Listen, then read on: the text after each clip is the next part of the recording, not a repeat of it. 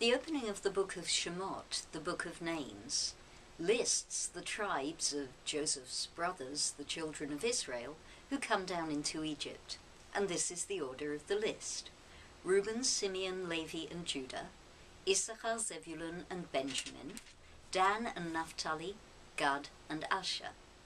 So far so unremarkable, we might think, except that this, it turns out, is a fairly strange order. If we look back in the order in which the children were born, we find Reuben, Simeon, Levi, and Judah were firstborn to Leah. Then Rachel, who is upset that she can't conceive, gives Jacob her concubine Bilhah, who gives birth to Dan and Naphtali. And then, following Rachel's example, Leah gives Jacob her concubine Zilpah, thus resulting in the birth of Gad and Asher. Then Leah becomes fertile again and gives birth to Issachar and Zebulun. And finally, Rachel conceives Joseph, and much later, Benjamin. And that birth order is not reflected in the order of the tribes coming down to Israel.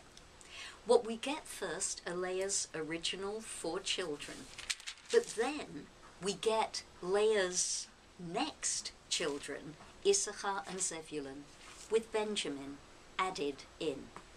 Only then do we get the children of the concubines.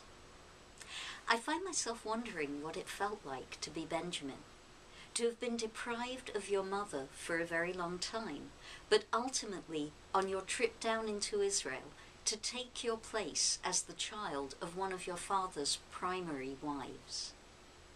And I wonder also how Leah must have felt towards this youngest child of her sister, whom her sister died in bearing, and who, it seems, she finally added to her own family in an act of reconciliation. That was your Torah in 2.